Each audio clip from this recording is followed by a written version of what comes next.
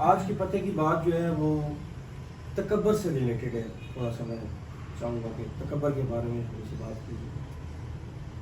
نبی کریم صلی اللہ علیہ وسلم کے پاس صحابہ کرام بیٹھے تھے تو ایک شخص نے ان سے پوچھا کہ یا رسول اللہ صلی اللہ علیہ وسلم کہ میں اچھا لباس اور اچھا خوبصورت لباس پہنوں تو کیا یہ تکبر کے زمرے میں تو نہیں آئے گا؟ تو آپ صلی اللہ علیہ وسلم نے فرمایا نہیں. اللہ تعالیٰ فرماتا ہے کہ وہ خود بھی خوبصورت ہے اور خوبصورت چیزیں پسند کرتا ہے. تو جو تکبر ہے اس کے بارے میں آپ کو بتاتا ہوں کہ تکبر ہے کیا.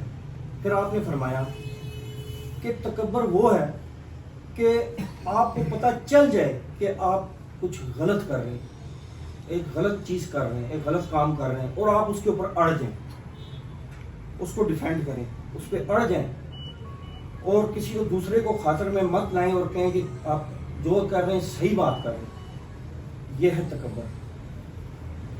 تکبر کی تعریف انہوں نے یہ کر کے بتائی کہ جب آپ کو پتہ چل جائے, ہر انسان کو اس کے اندر وجدان میں اللہ تعالیٰ نے نا خیر و شر کا شعور ودیت کر دیا. انسان کو پتہ ہوتا ہے وہ اندر سے کہ کیا کر رہا ہے, کیا صحیح کر رہا ہے, کیا غلط کر رہا ہے.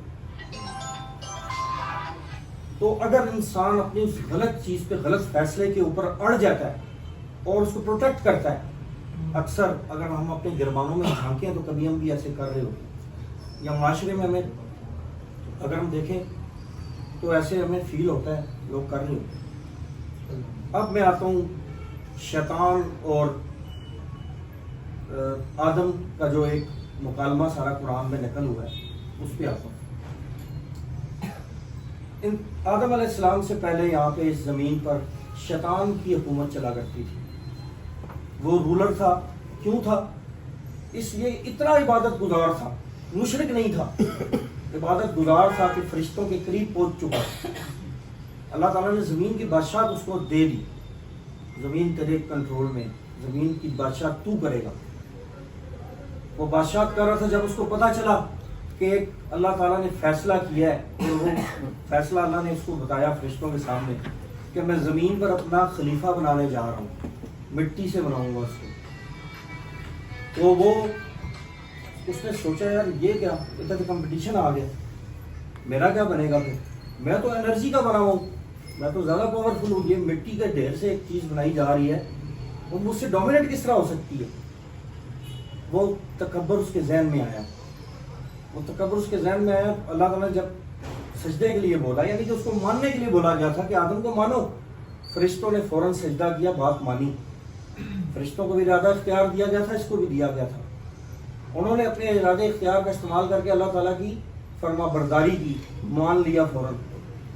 یہ اڑ گیا, اپنی انانیت کے اوپر آ کے اڑ گیا اور کہتا ہے میں کیوں اس کو سجدہ کروں, یہ مٹی کا بنا ہوا ہے اور میں آگ کا بنا ہوں, یعنی پاور کا بنا ہوں, یہ مجھ سے حقیر ہے, میں اس کو سجدہ کیوں کروں.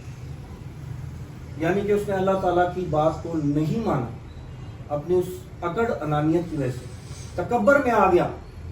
جب تکبر میں آ گیا تو پھر اللہ تعالیٰ نے کہا کہ تو مردود ہے, تو نے میری بات نہیں مانی, تو مردود ہے. تو پھر اس نے کہا مجھے قیامت تک کے لیے مہلت دے, میں یہ جو تیرا بنایا ہوا جو ہے آدم, میں پھر بتاؤں گا, میں اس کو گمراہ کروں گا.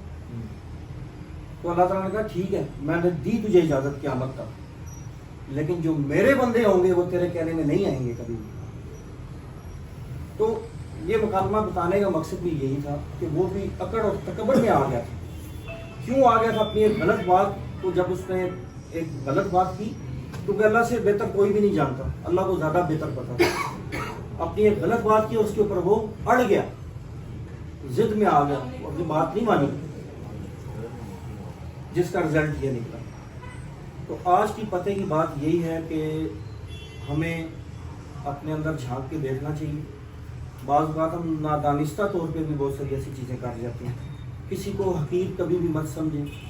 آپ کو اگر اللہ نے دیا, آپ اچھا لباس پہنے, اچھی گاڑی میں جائیں, لیکن دوسرے کے موٹر سائیکل پہ اعتراض مت کریں, اس کے کپڑوں پہ اعتراض مت کریں.